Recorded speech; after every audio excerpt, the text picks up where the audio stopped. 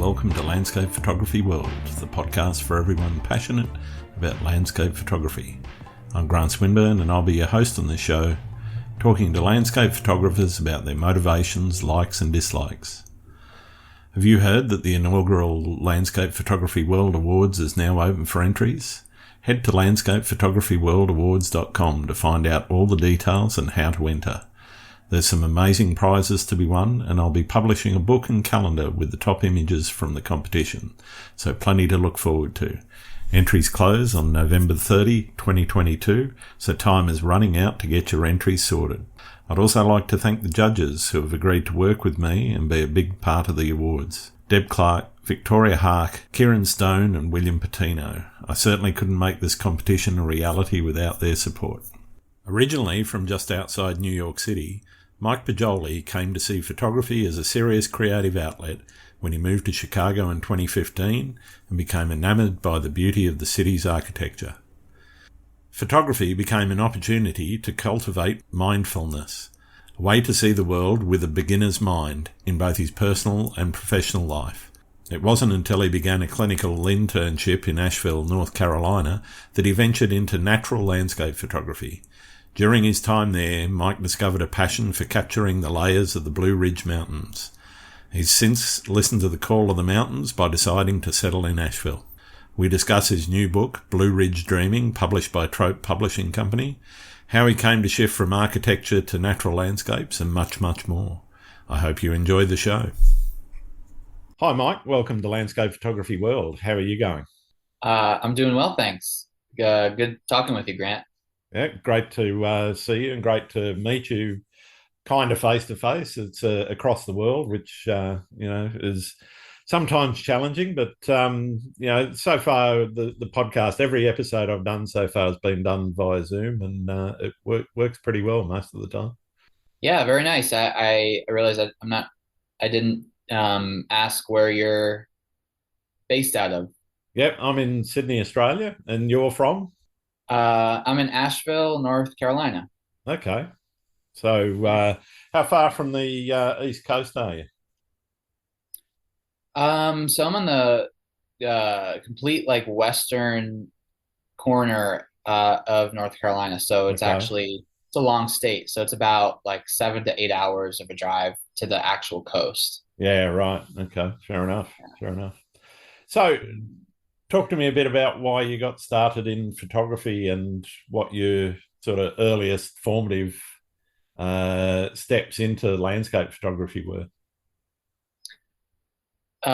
Yeah, so actually, I kind of started in 2015. I was a teacher, elementary school teacher, and in Chicago, and I Right. was taking the L for my commute every morning, every evening back home, and I've always loved architecture, and um, just taking the L train was really I always thought of it as a built-in, you get an architecture tour Mm-hmm. every morning and evening going through downtown. So I literally would just start stepping out of the train stops and just take my iPhone out and just started taking pictures with my phone. Cool.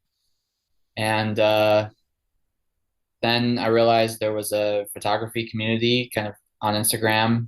Mm-hmm. Started realizing wait a second, I'm not the only one who likes doing this.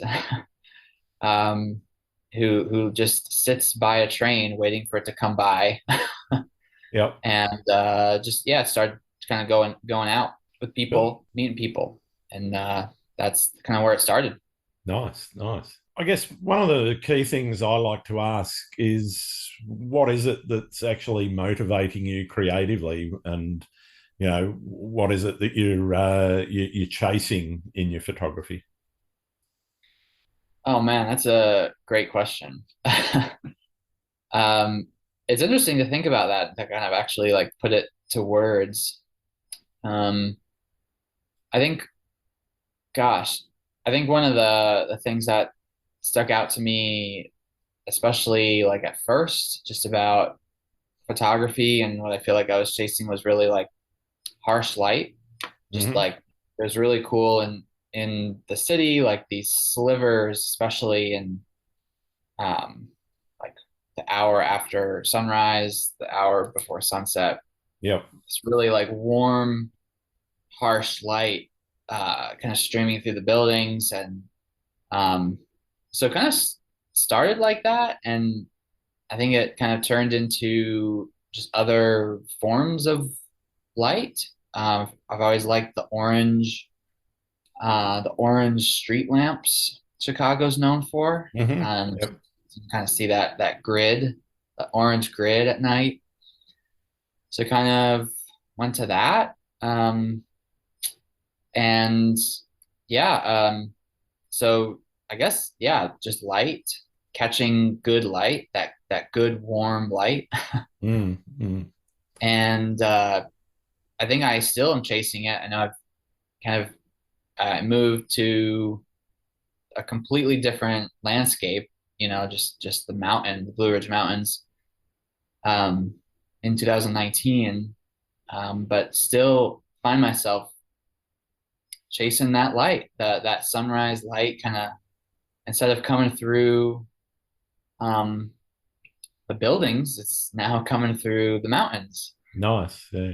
So I think that's I'm sure there's a ton of other things about photography. I think I could go to great lengths about, but that that that inspire me. But I think it's really been just that light, the Okay. Yeah. how the light kind of hits things, and especially the warm light, like finding like just bursts of warm light, Yep. I'd say. Great.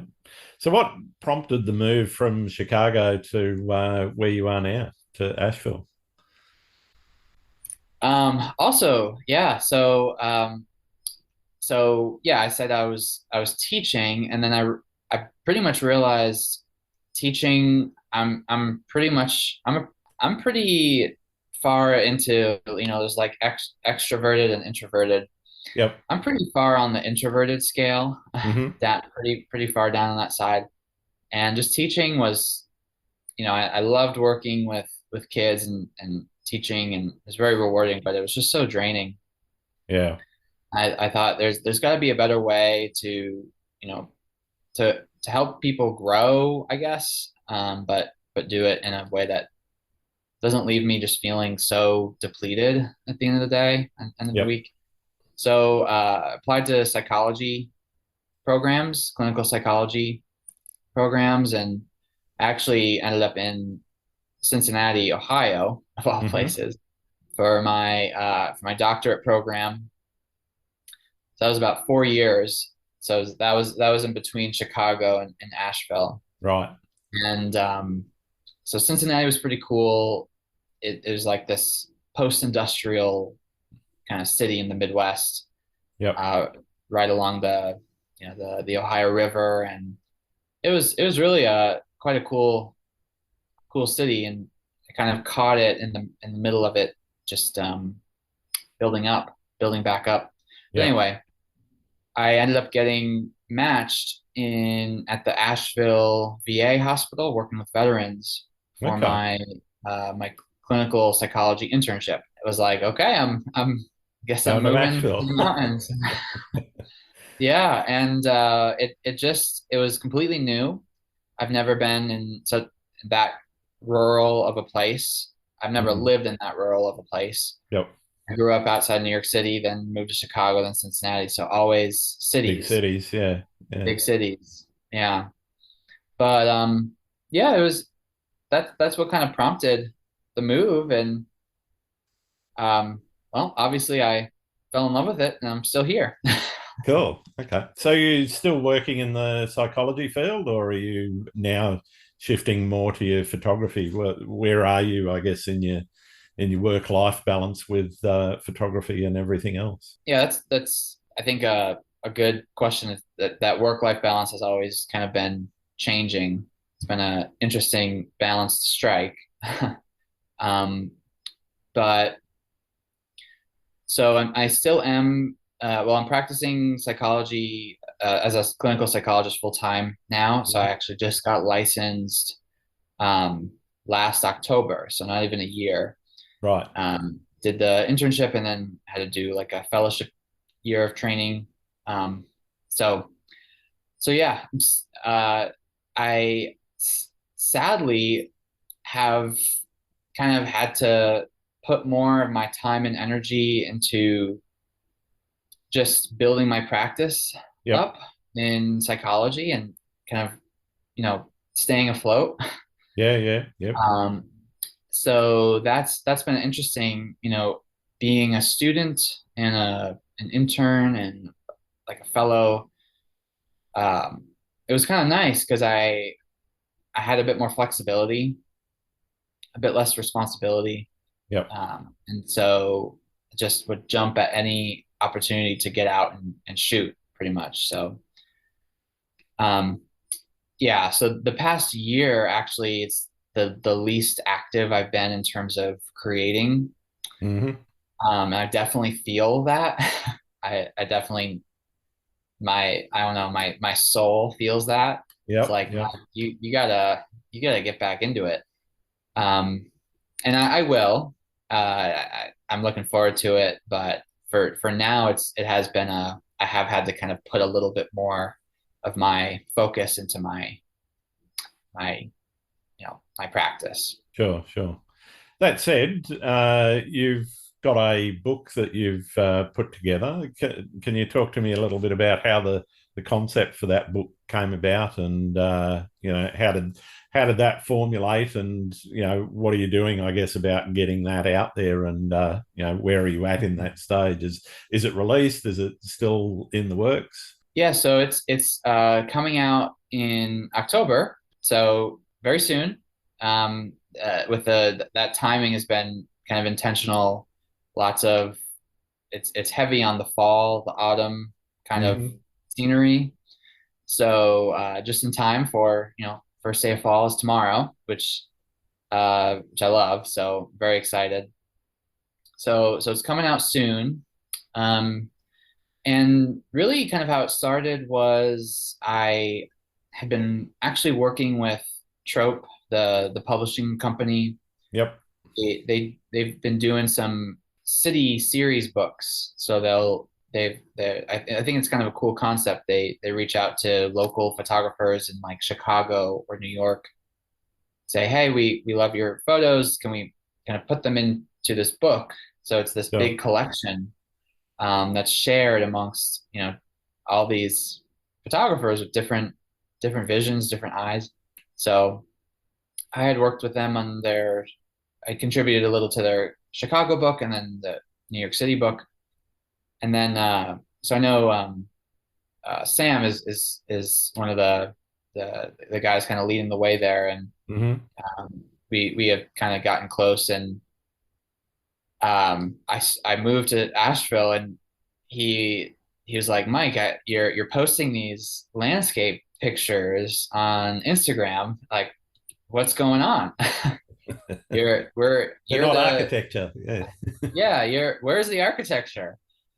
And I was like, yeah, I don't know. I'm just seeing where this goes. I'm just gonna commit to mountains and the whole new kind of landscape photography. And he's like, okay, well, we'll see. And about a year later, he kind of just said he came back and said, Mike, you really, I didn't think you really had it in you. You're really stuck with this landscape thing. Um, I think we may have a book here.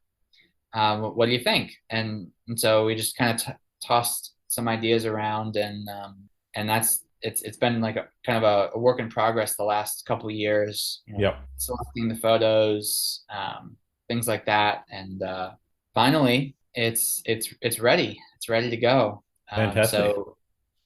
Yeah, I'm excited. So, how did the process of deciding to create the book shape, if any way, what you were doing in the field and with your processing? Was there any link between, okay, I'm going to do this book, I need more content, or were you just relying on existing stuff and you might have processed it differently? Yeah, so most of it had already been captured, so it's pretty true to like it's pretty true to who I am and Hmm. what I really have come to love about shooting in the mountains. So just I guess kind of going back to a question you asked, what inspires me, what am I chasing? In addition to light, I discovered the beauty of the cloud inversion. So just Hmm. these foggy layers, um, just kind of wrapping themselves around the layers of the mountains. Yep. And then when you get some nice warm sunrise light, sunset light kind of shining through, it's just like beautiful, perfect. So I kind of got into the habit of just chasing that sunrises. Every weekend, just would kind of drive up the Blue Ridge Parkway and find a new overlook to shoot from, and just gathered just a ton of like a big a big database, I Yep. guess. Yep. And so there's already kind of a lot to work with. And then I do love autumn. So I did know when we were really trying to get things together, even as far back as last year, last summer, last fall, I did know it's like, okay, I have this bucket list of shots, and it didn't affect how I shot or where I shot, but it did affect my motivation to Right. really like Yep. be like, I gotta get to this spot. Yep. I've been thinking about it, but I really gotta get it because I want it. I gotta put it in the book. Sure. Sure. So so yeah, it's kind of like it has shaped it kind of, but not something that's been nice is I didn't do this for the book, so to speak. Yeah. The Right. photos were Right. there. The book just kind of captures what I love about photography here in Asheville. Yeah. So, talk to me a bit about Asheville and what it's actually like for those that don't know that part of the world. Obviously, there's mountains. I assume there's some Uh-huh. forests and stuff. Talk to me about Uh-huh. what it's like. What it's what kind of trees you got. What are you actually shooting around that area? Yeah, so Asheville is this cool little, it's been called the Portland of the South. Nice. So it's pretty eclectic. A lot of hippies. Yep. Yep. Very, very this progressive little kind of gem in the South. It's I think it's like maybe 90,000 people Okay. population. There's a when you kind of drive in, there's a water tower and on graffitied onto it. But it's not graffitied, it's graffiti art. It's very, very Yep. nice. It says like something like "Stay Weird" or something. Asheville, stay weird, which I think perfectly sums it up, sums the vibe up. Right. Big art scene, a lot of like pottery, that kind of like earthenware kind of Yeah, sure. really, really talented painters and a really nice art community. So something I also really kind of gravitated towards. Nice. Um, it's also known as the beer capital of the US. So it That's a has the good thing. most, always a good thing. It has the most breweries per capita Wow. in the city, in the country, which is not a bad thing at all. Nothing wrong with a bit of craft beer. Exactly. Yeah. So it's a great place to just on the weekend, you go on a hike, come back, go to a brewery. A lot of cool like food trucks too that go to the breweries, and um, let's see, there's the Pisgah National Forest, Hmm. which I think is really I'd never heard of it. I mean, I'm gonna be completely honest. Before I moved here, I could not have even told you where it was on the map. Right. So it's been kind of a discovery kind of process for me. Um, and So the Pisgah National Forest is has really been a you know kind of a surprise. You hear of all these big national forests out west, Yep. but never really kind of realized there are other national forests that are really cool. And also the Smoky Mountain National Park is just about like 45 minutes away. Right. Right. So that's kind of a cool little little perk there. It's like so close. Mm. Um, but yeah, I think Asheville is it's great for just outdoor activities, and a lot of bachelorette parties come here Okay. too. So it's really a interesting um, mix of people, perspectives, and so something I really like about it. Sounds very cool. Sounds like it's also shaped how you shoot to a certain degree. And I'm always interested in that link between location and technique, and not just technique, but also subject. Because clearly, if you're going to shoot, say, waterfalls, that denotes a certain technique. If you're going to shoot in, cloud inversions, that's got techniques in itself. So how do you feel where you're living has shaped your style? Mm. Obviously vastly different to what you were doing with your architecture stuff in the city. So how talk to me a bit about how that style has developed because of where you live. Hmm. Yeah. So in the city, like street photography, um, I'd always kind of have a pretty fast shutter speed and just be like kind of clicking all over the place Yep. as people are crossing the street, trains are passing by, trying to get that like perfect alignment. So it was actually pretty fast paced. I think one of the biggest things here is the mountains don't move, the waterfalls don't move, and so I've been bringing my tripod a lot more, Yep. so that it's definitely a change of pace, which has been I kind of have to remind myself like, okay, Mike, bring your tripod Yep. for the waterfalls, and it's so a little bit stepping out of that, just okay, this just this handheld mentality, I Mm, guess, mm.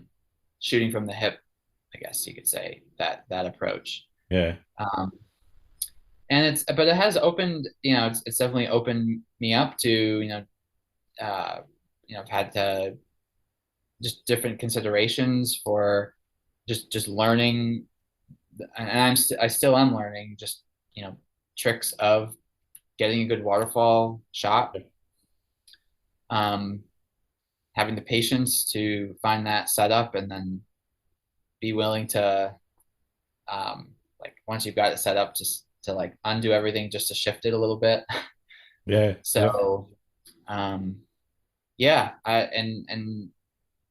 so still am wanting to continue growing. Like I know there's a lot of astrophotography opportunities here, and I haven't even gotten into that.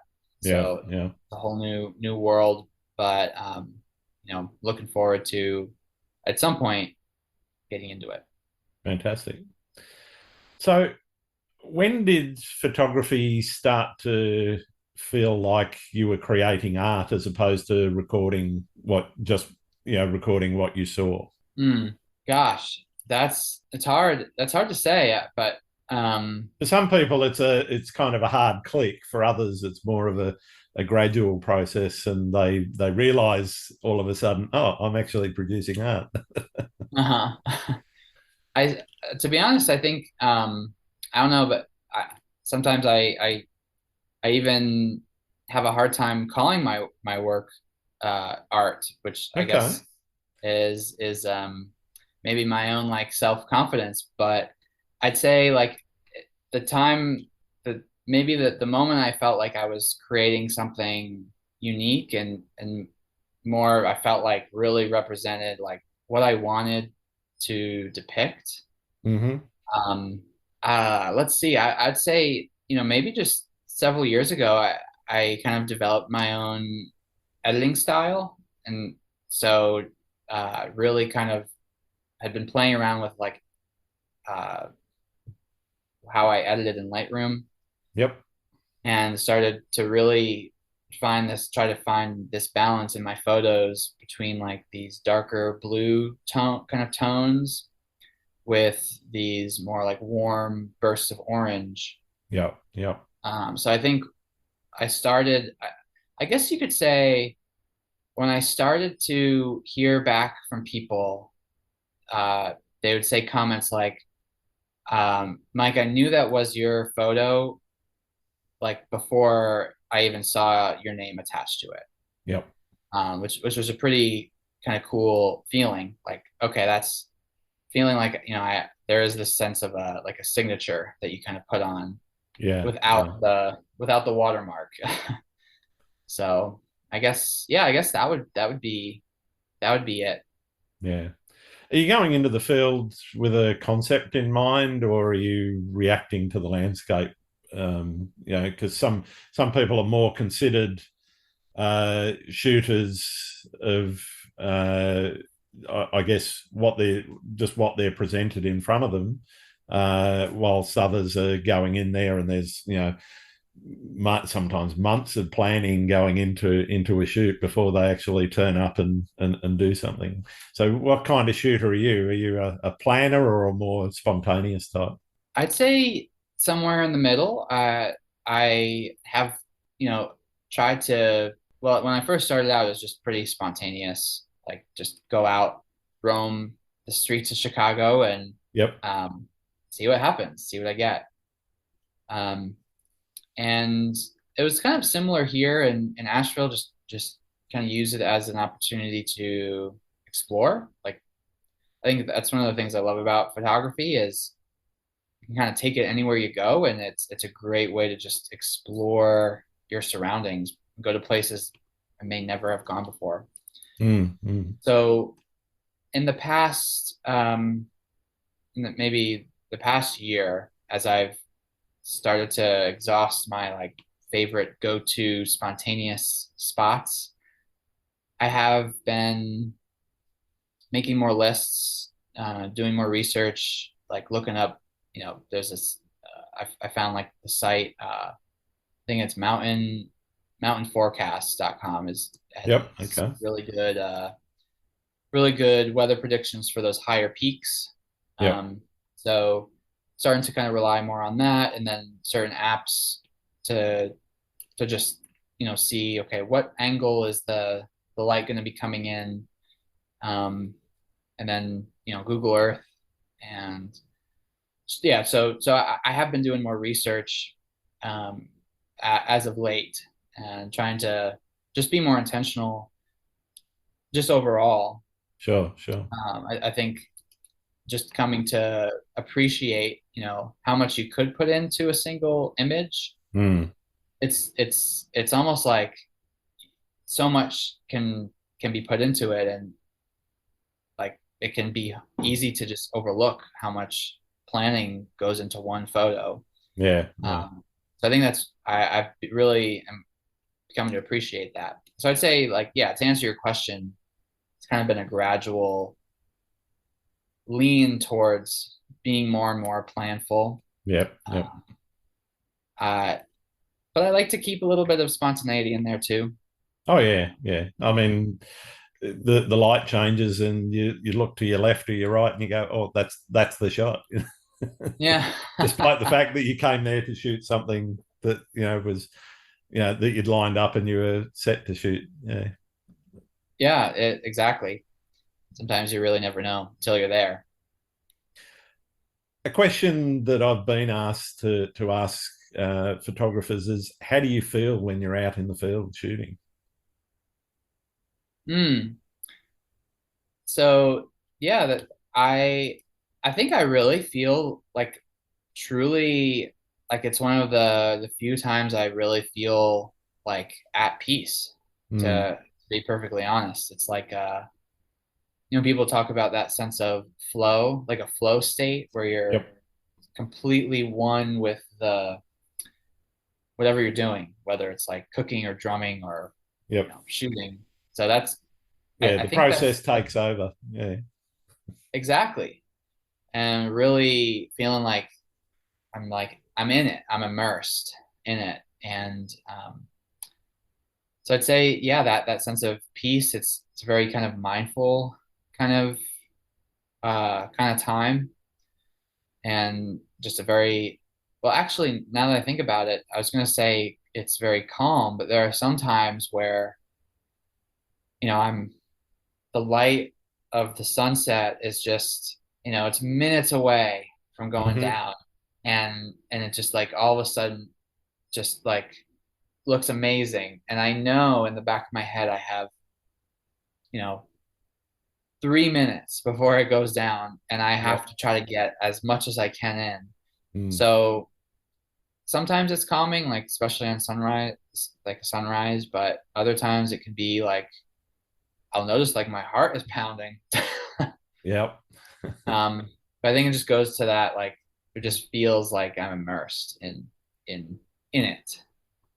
Yeah. No, I know exactly what you mean. There's been a few times where I've noticed the light change, and the subject has actually changed because of that. And I've gone, I don't have enough time to change lenses, and I really should Yeah. change lenses. What do I do? Do I? Don't I? Right. Yeah, it's like these split. The panic You have to sets in then. that's there's a good word, panic. Yeah, in the best way. How do you feel? I guess when you're in that state and you realize, okay, well, I'm not quite set up the way that I should be, and that panic grips you. Are you okay? Deep breath, take the plunge and make the change, or do you just go with what you got and hope for the best? Oh man, I'd say it. I'd say it really depends. There have there have been times where yeah, I've like had my setup on one side of like a mountain, Mhm. and I just have to I literally take it off and I leave my stuff, a tripod, and I like run to the other side. Um, and it is helpful that my like the lens I use is I think it's a 25 to 70. Yep, Uh, so it so gives you a having lot of that like flexibility. Yeah, yeah, I can't tell you how much I love that lens just for the flexibility. So thankfully that kind of has saved me from some of those instances. But if I feel like I haven't gotten the shot, actually I don't think I've gotten to that point. I think I really try to keep myself open. yep. I don't think I've ever left like gotten in my car to go home and said like, man, I had this sense of regret because Yeah. um, I think I've put like, I think that's one of the beauties of photography is like finding the beauty where you can, Yep. making the most of it, and yeah. So I think um, yeah, it's kind of like the mindset I think I've noticed I've kind of taken in with me. Yeah. Yeah. How do you find, sorry, how do you define success in your photography? Ooh, that's a good question. I think I'm very mindful of that because I know it's not, and this has actually been a struggle of mine, which is, people have asked, Mike, have you thought about doing photography full time? Um, and just kind of going off of that, making that if Mm. that's really your passion, then why not? And um, I have been a little nervous about that because if I attach any monetary expectation to it, I get nervous about what would happen Yeah. um, to that. So for me, it's I guess my for me And I say that because I know that's a different approach for maybe other photographers and other creators um, in different situations who are doing it full time. But for me, I think it's I think I made like a pact with myself. Like I will not take pictures of things that I don't really feel something for. Hmm. So knowing that, it was a moment where I really felt connected to, Yep. and I kind of put myself in the process and the editing. Um, and I mean, it is nice to share it with others, Mm, and absolutely. and to for them to give positive feedback. But really, I think the success has been being true to my own vision, Mm, mm, and I don't know if I could put a price on like doing anything otherwise. sure. Do you have a favorite spot that just keeps calling you back? Is there somewhere that either, and it could be you haven't nailed it, or you feel you haven't nailed it, or it's just so good and repeatedly so good that you've just got to keep going back? Hmm. I'd say there's this overlook on the Blue Ridge Parkway. It's called Hmm. Looking Glass Rock Overlook, and it overlooks this rock called Looking Glass Rock, and it's kind of cool because it it's not quite the same. So the history of it is it's this old, like I guess million or billion year old like remnant of this underwater volcanic eruption, Sure. and um, because of it's called a Pluton or Pluton, or I don't know if I'm pronouncing it right, but it's harder than the other sediment kind of around it that Yep. what the other mountain ranges around it are built out of. And so Yep. um, there's this big dome looking rock. It actually looks like a beached whale. And then around it is just this like it kind of flattens out. So you can kind of Yeah. Right. see, millions of years of erosion have whittled these mountaintops around it down, Yep. but this rock has stayed there. Yep. I don't know why. I don't know, maybe if I should have been a geologist, but I think that's so cool. Mm. No, I'm with you. Yeah. Yeah. The way the light hits it in the morning, and then when you get like fog kind of around it. Yep. And so something about it, I just think it's like you're viewing this like ancient history, Mm. and it's so unique. So I go back to that, and I still am trying to chase like the perfect cloud inversion formation around it. I still haven't gotten it. I've seen pictures, so I know it's possible, but I think that's what kind of keeps me Just got to going. wait for the right conditions. Yeah. So, what about your most memorable experience that you've had out shooting? Um, Most memorable. And it could be Gosh. good or bad. The bads are sometimes Well, more interesting. that's true. I can definitely say a not so great one. Before I found out about mountainforecast.com, I went up to so there's a really cool place. Actually, maybe that would have been my second choice of places I go back to. Hmm. It's called Linville Gorge. Its nickname is the Grand Canyon of the South. Okay. So it's this really cool kind of like gorge, um, and you can hike up different edges of it.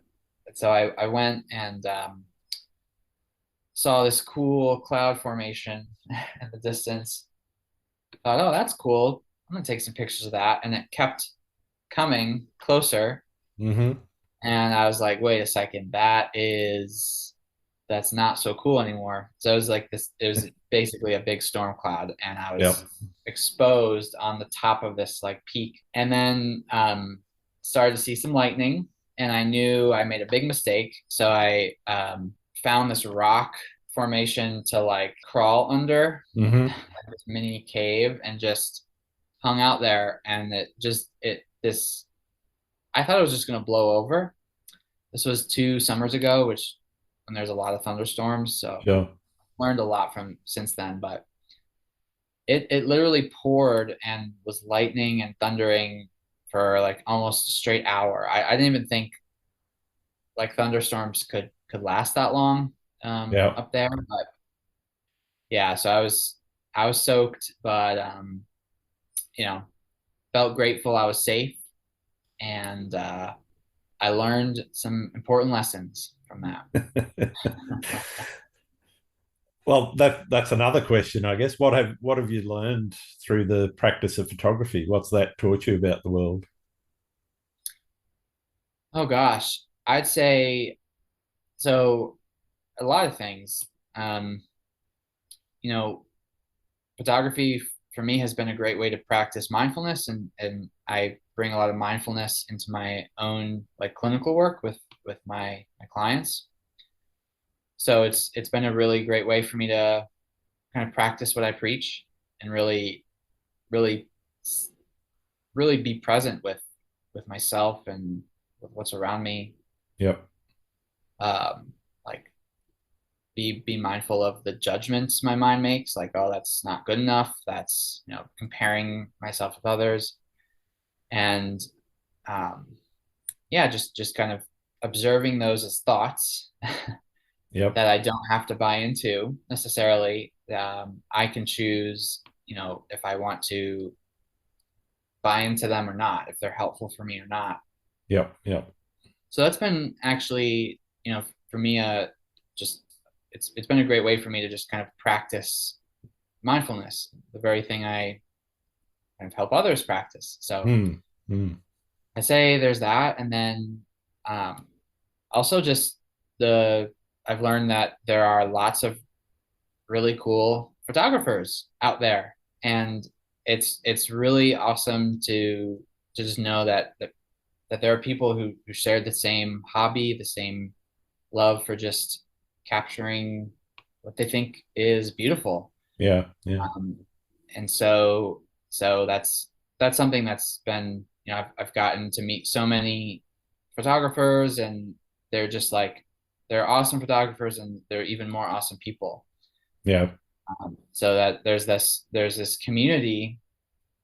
It feels like there's this, like, wherever you go, there's like this photography community that is just so inviting, and like willing to just shoot around with you if you want. So Yeah.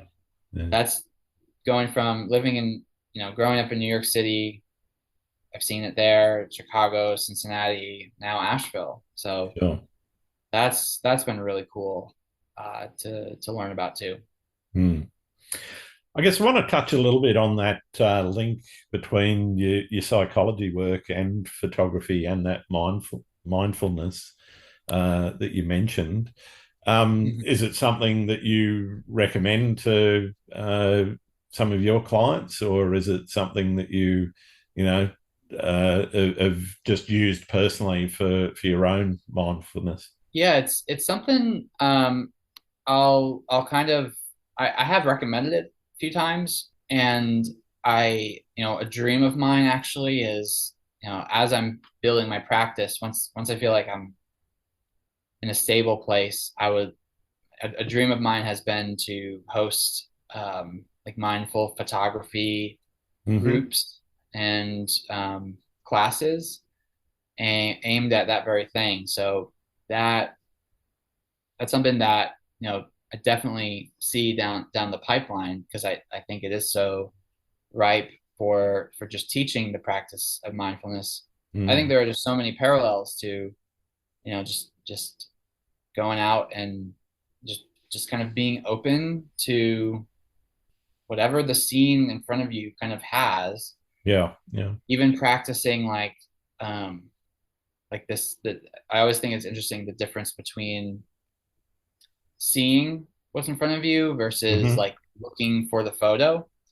So instead of that, like trying to put your own expectations on the photo, it's a prep. I'll try to practice like letting the photo find me, for example. Yep. I think there are some good parallels to life there with, when someone's dealing with something really difficult, just having trouble maybe accepting a stressful change in their Mm. life. So I think that, yeah, there's so many parallels there, and it is a dream of mine to do mindful photography classes.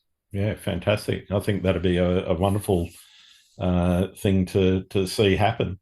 I was talking last week to Sapna Reddy. She's also a physician, and one of the things Oh, that cool. she's doing is working with hospitals and clinics and so forth in putting uh, relaxing art and relaxing photography into some of those, into the decor of some of those buildings and whatever, to help people that are having a stressful time deal with that stress. Pardon me.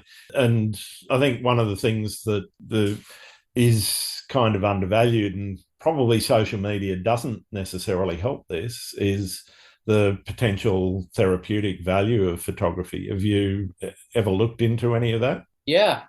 That is interesting. I haven't really looked into this, but something that I've found to be nice about the veteran VA, so the Veterans Hospital system here. I've worked at the one in Cincinnati and Asheville and Salem, Virginia, and they all have tons of big photograph, big photographs, Yep.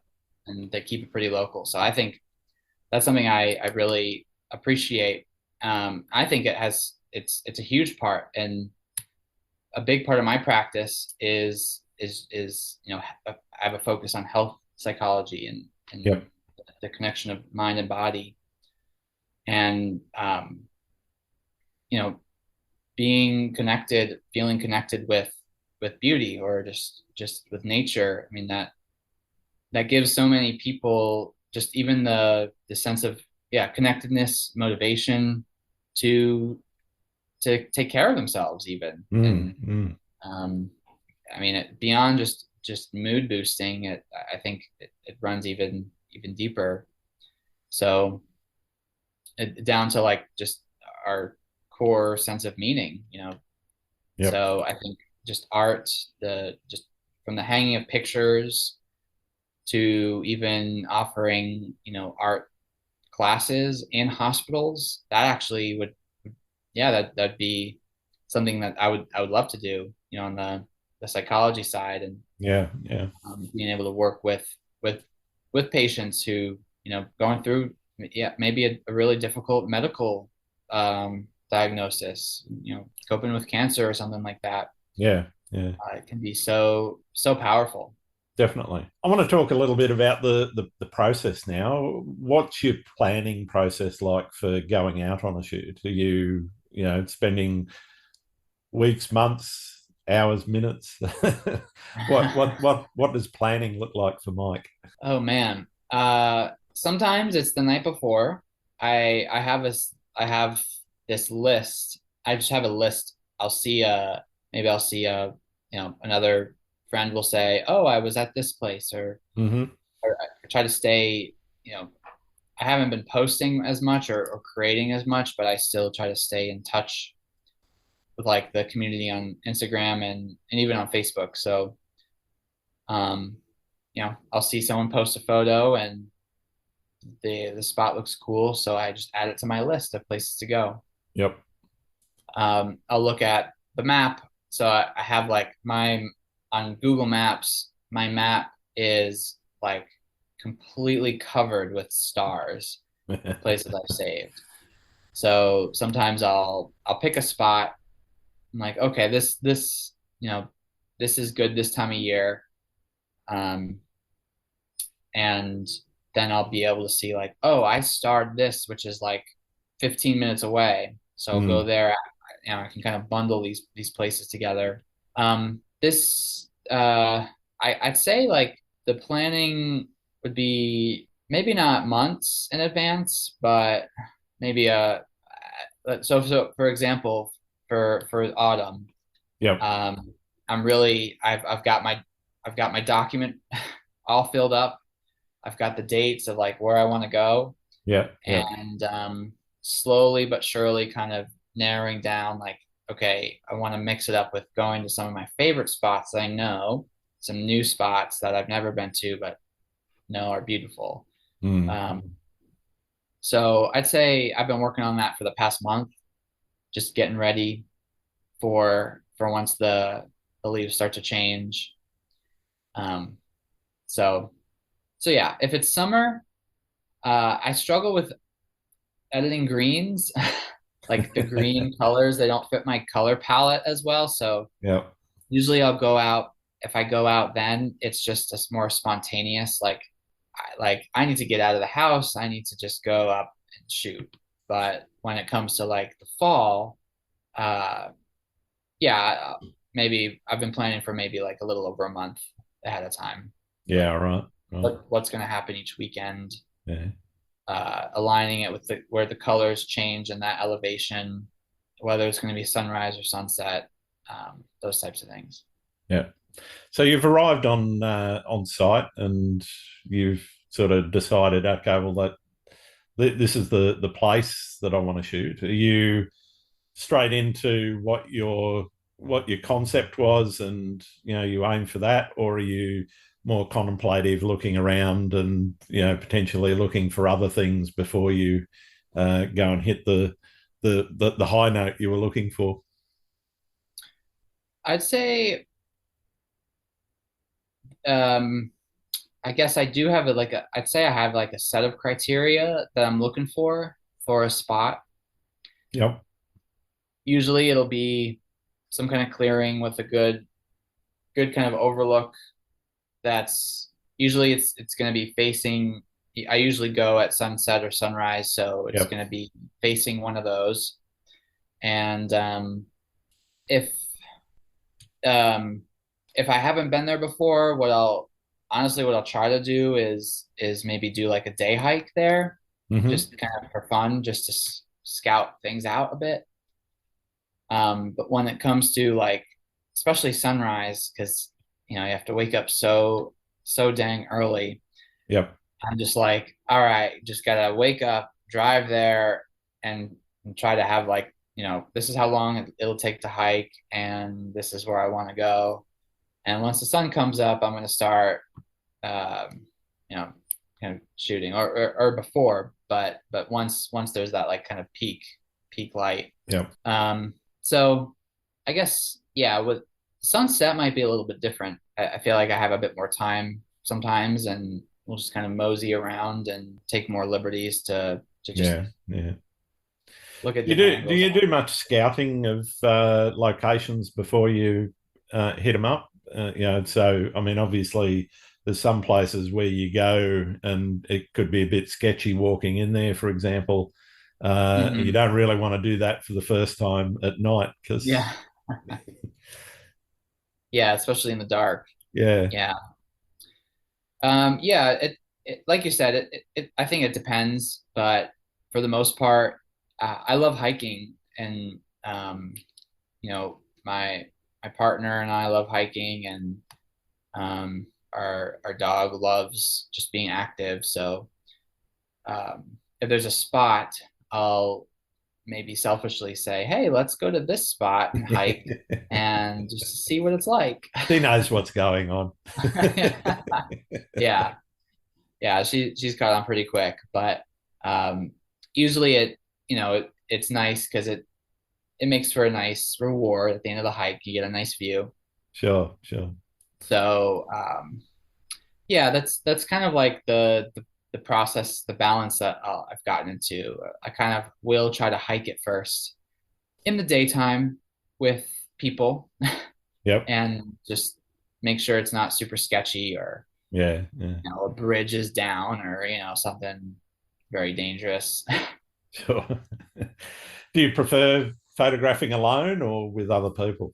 that's that's kind of always been a little tricky, I feel like Hmm. um It's always I hard to think. coordinate someone else's schedule with your own, and where and what you want to shoot. Yes, exactly.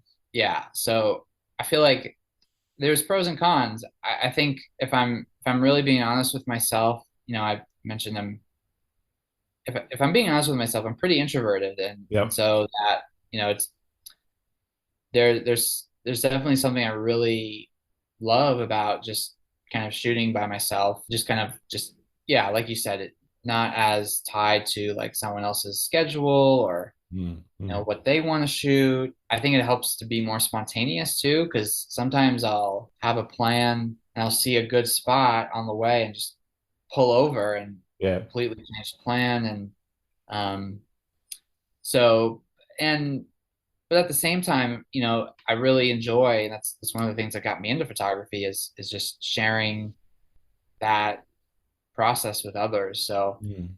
I think it's finding a balance. Like I wouldn't want to do it alone all the time, but I do value it Yeah, by sure, sure. myself, if that makes sense. Yeah, makes total sense.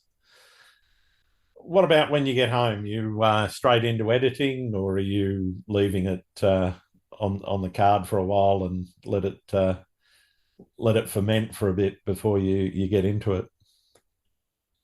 So the past year or so, it's almost like I've had to choose, like going out and shooting, and then there's only so much time to do that versus taking that time to sift through the pictures, pick the Yep, right one, edit it. And I've really chosen almost every time I've chosen to go out just because I really sure. value being out there.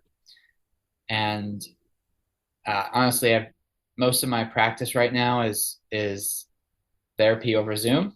So I stare at the screen pretty much all day, Hmm. and Last um, thing you want to do is dive into processing at the end, I guess. yeah, exactly. So I will say the past year I've gone out a handful of times, and I that it's still sitting on the external hard drive. Um, I'll go through it occasionally and flag a few things I like, but Sure, sure. um, you know, so I get home. The first thing I do is upload them because I might forget or lose the card, Yeah, or back up. gotta keep it safe at least. You never know with me.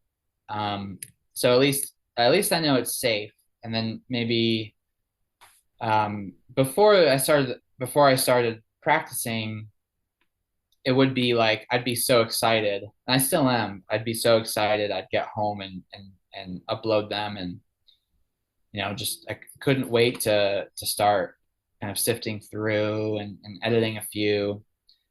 And so it's changed, which I think it's okay. It's just how things are, but it has been a little different lately. Mm. Do you print much of your work? Not really.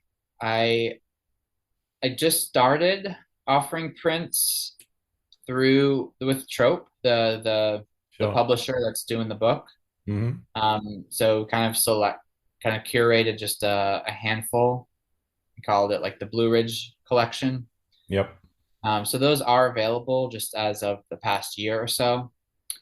Um, and yeah, I've seen them and printed out and really big, and it's quite satisfying actually. Mm, But definitely.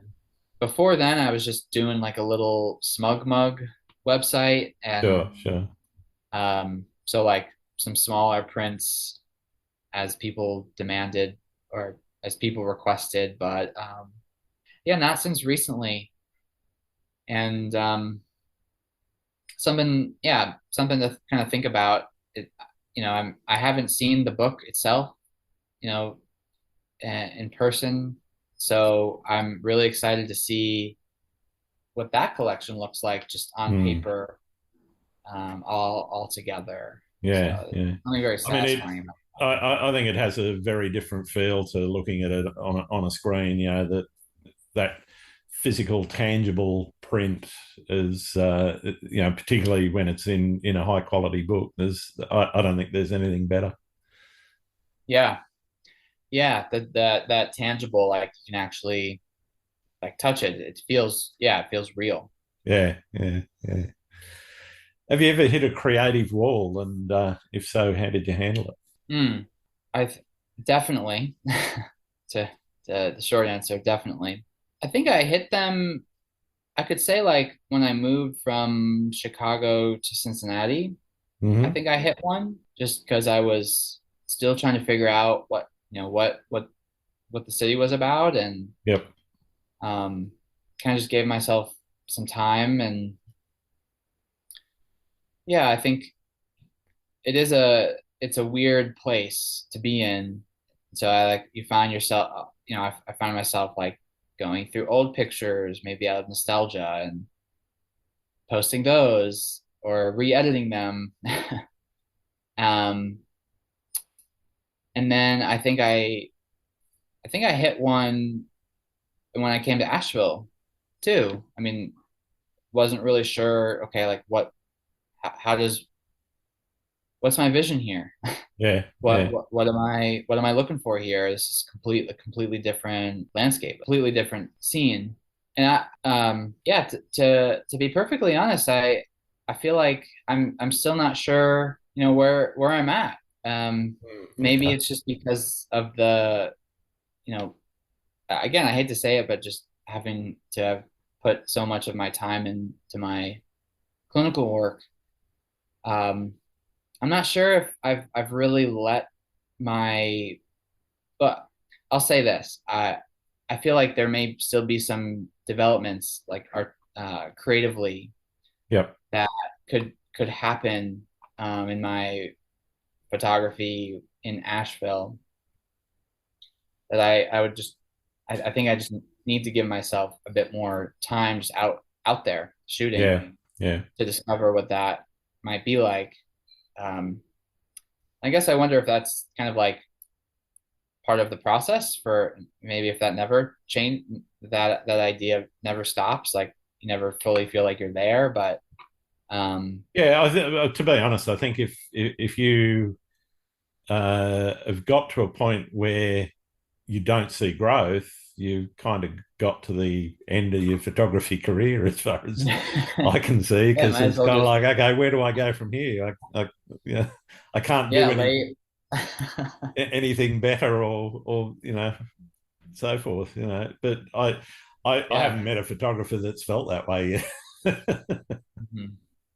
Yeah, I guess that's a really good point. Like, to what extent is a creative rut, so to speak? To what extent is that being stuck, or actually like an opportunity to maybe grow or shift things up a bit? So, um, yeah, so I'd say like definitely felt like I almost hit a wall when I moved to different places, Yeah, yeah, trying to figure out like what now? Um, but I think just kind of sticking with it and being open to the area, I think is kind of what helps. yeah, definitely, definitely. What do you see as the biggest challenge facing photographers at the moment?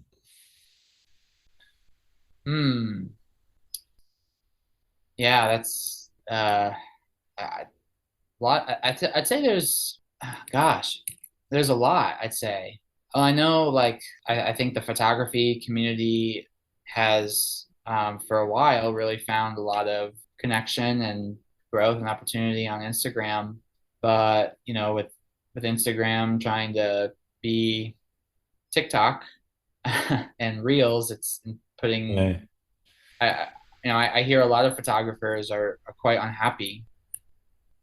And, there's a lot have gone to Twitter and this new app Vero, I think it's called. yep, But I think a lot are photographers are struggling to figure out like what platform do we belong? Like what's our home base? mm, mm, So I've been seeing a lot of that lately. I think it's kind of confusing. Um, I think NFTs I've seen a lot more of, and that's been really fascinating. And it's interesting because that's almost kind of like polarized. the photography community in a sense. Yeah, in a There's lot of there's ways. one Yeah.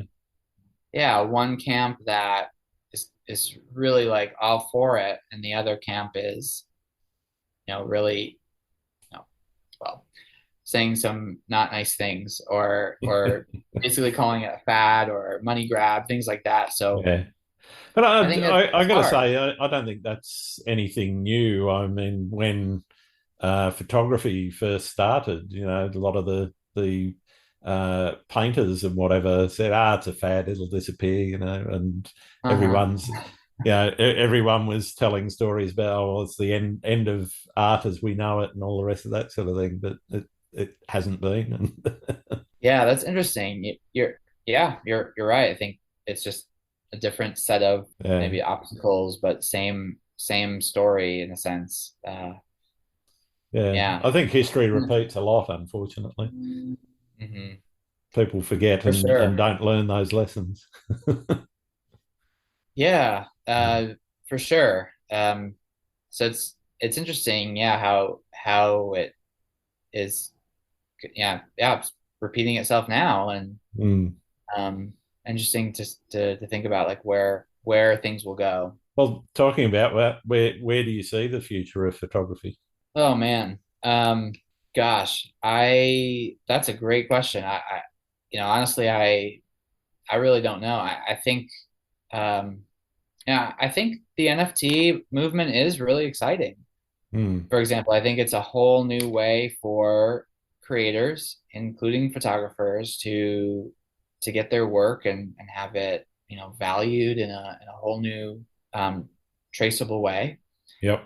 And I do think there's absolutely something there. I don't know if it's going to look like the way it looks now, but I think there's definitely value to that. Um, Gosh, there a lot of people in Asheville. Uh, Asheville's like I mentioned, it's a bachelorette party destination. Sure. It's also a big wedding destination. So I know like this area is inundated with wedding photographers I and can imagine there. uh, yeah. So I think like that. I think that's safe. That there's always going to be a home and a need um, for that. But I think, yeah, I think the future is gonna include NFTs. I don't know to what extent. I don't think anything can replace the value of a print, though. Mm. All that being said, so I guess I don't know, stay tuned. We could maybe touch base in a year or two. Sounds good. Sounds good. What's the best thing about being a photographer? Oh, the best thing about being a photographer. I think for for me, I mean, I gotta say, I think it's just the actual process, the actual experience of picking a picking a location, Yeah. um, going there, experiencing it, kind of putting your own composition, putting kind of your own eye onto the scene, capturing it, and then so I'd say it's that part, but and then also being able to like share a moment with someone. Yep. Like I was here, I saw this, it was beautiful. Let me share this with you. Sure. I think that's the coolest thing. To be honest, it was just at its most basic. Like Yeah, it's definitely. Definitely. What about the worst thing? the worst thing. It's expensive. Yeah. Expensive. Gear breaks. Crack a lens. The getting kind of like having grand plans. That when all the stars seem to align.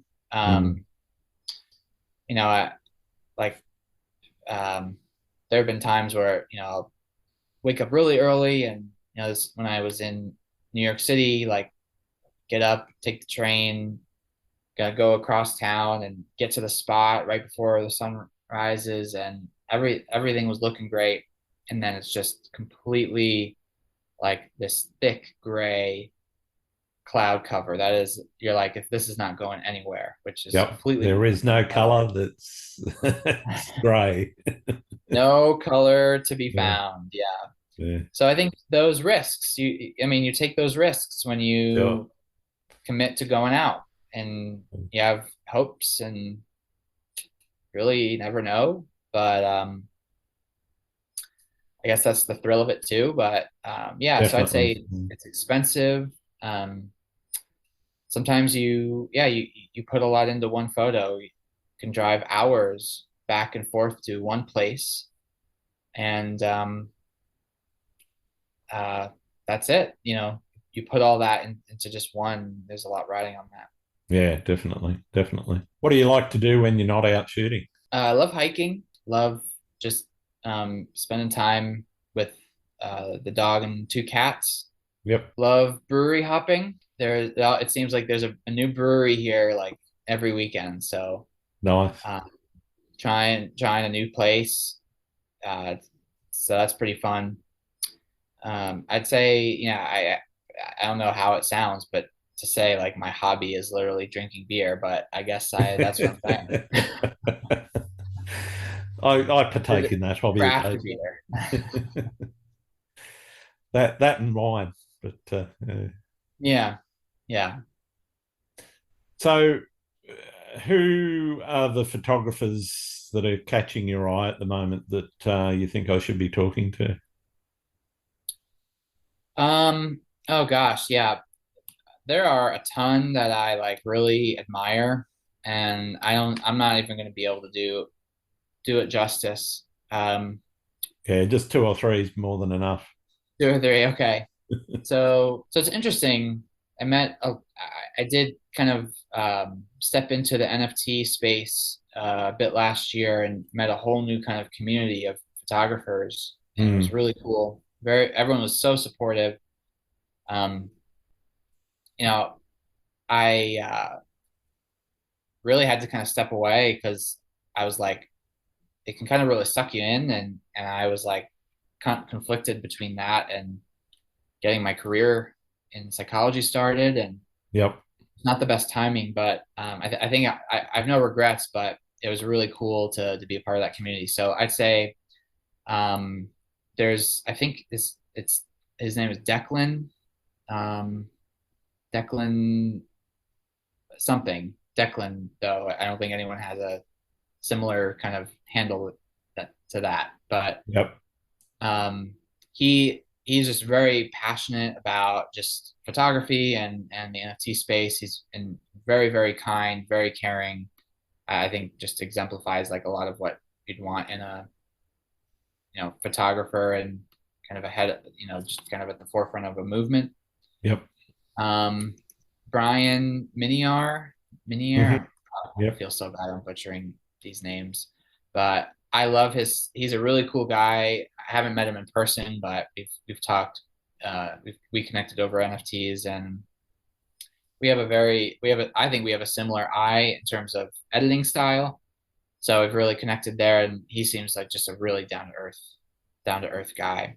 Mm. Um, I've always admired uh, Raviora, Rav something. I'm so bad with names, but his work has always, like from the very beginning when I started photography, I've always admired just how clean and like just kind of I don't know the right word, just very the color palette he uses, and just the compositions and the lines are so crisp. It's just so good. Yeah. Yeah. um, Right. and I don't know his name on Instagram. It's with Luke. Um, he is some really. I love his color palette too. I'm a Yeah. sucker I've for seen some of his work. Yeah. yeah, a good consistent color palette. Really, I really am drawn to. So I Yeah. think he Yeah. does like such a good job of that. Something I've really admired. So Mm. um, I'd say any of those would be awesome to talk to. Fantastic. Thank you very much. Mhm. I've got one more question for you today, Mike, and for some that listen, it's the most important one that I ask each week. Do you like pineapple on pizza? Oh man, I can appreciate it. I can appreciate the idea of it. Um, I have had it, and I didn't hate it. Okay. I'll be honest, I didn't love it. I wouldn't go But back to not it, a but hard no. Yeah. it's not a, it's a yeah, a Which soft surprises no. me for someone with an Italian surname, you know. Yeah. I think whatever Italian genes I got, just like the meat, the pepperoni, the sausage, the Yeah. more meat I could pile on a pizza.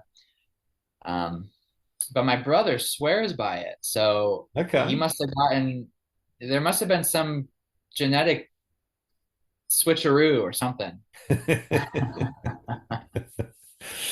All right. Well, thank you very much for taking the time to talk to me today, Mike. It's been wonderful getting to know you. Where can people find your work and, more importantly, your book when it comes out?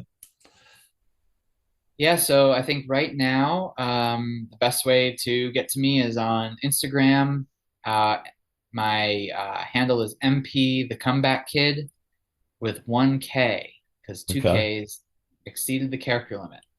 So MP the Comeback Kid, and on my bio, I have a link that just has all my links in one place. And the first link on there will be the link to the book, which, yeah, I'm really excited about. Fantastic. Can't wait to see it. Yeah. Well, thank you, Grant, for everything. Ah, Thanks for the pleasure. time. Absolute pleasure. Thanks again for listening to Landscape Photography World. I hope you enjoyed the show and keep listening because I'll be joined by some great guests in upcoming episodes. You can find my work in this podcast at grantswinburnphotography.com. I'm also on Vero, Twitter, YouTube, Instagram, and Facebook. I'm Grant Swinburne. Hope to see you out shooting soon.